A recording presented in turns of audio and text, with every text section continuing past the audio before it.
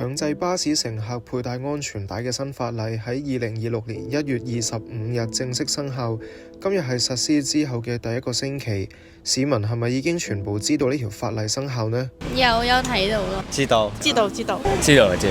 係啦，不嬲我哋都有攬安全帶嘅。即係坐私家車會，但係你話到小巴或者巴士就比較少有呢個習慣。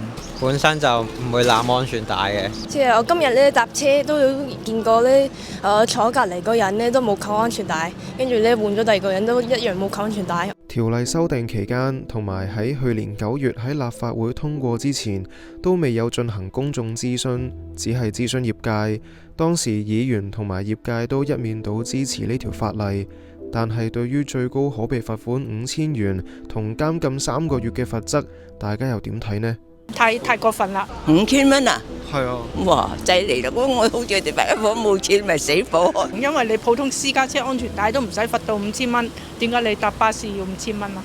係有啲過分嘅呢一個數字。搭巴士嘅人都係啲基層啊，即係如果我有錢嘅話，我就唔需要搭巴士啦。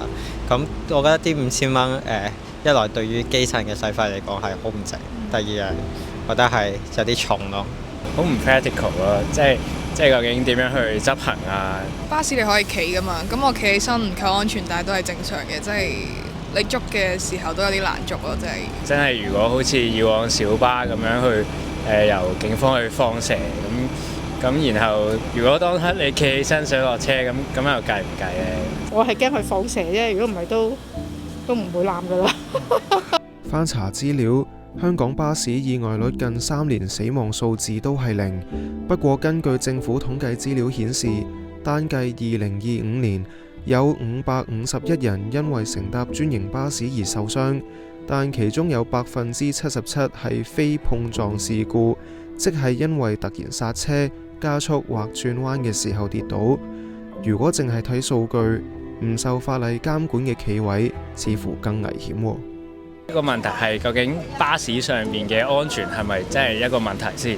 如果以巴士咁計嘅話，真係好嚴重嘅交通事故又真係比較少嘅。最方便嘅方法咧就係多一事不如少一事咯，即係可能大家都會揀企咯。其實企喺度係更加危險㗎，即係如果譬如突然剎車啊，或者有啲咩情況發生，企喺度嘅乘客係危險啲咯。你企喺度又冇得俾人哋坐，又冇啲安全帶，呢啲又唔合理由噶嘛，係咪咁講係咪？咁其實地鐵都冇安全帶啦，地鐵都會有可能急剎咁樣嘅情況。咁點解地鐵唔加安全帶呢？咁企位嗰啲你死你事啊！啲官咧諗嘢係坐低嚟諗嘢，用個 pat pat 諗嘢啊！如果發現車廂有座位冇安全帶，跟住咁我如果跟規矩，我就要同司機講話，呢個位冇安全帶喎。咁司機又可能唔能夠開車啦。咁其實變相係地阻塞咗成個街道嘅運行咁樣咯。仲有你仲勒住咗我，咁我想撳鐘咁又要除帶又要咁樣，你話係唔好煩咯？仲有啲老人家，我發覺啲老人家都唔識綁啊！琴日睇到譬如2條安全帶喺曬呢個2個位咧，個伯伯坐入邊，佢立咗人哋嗰條綁落自己嗰邊。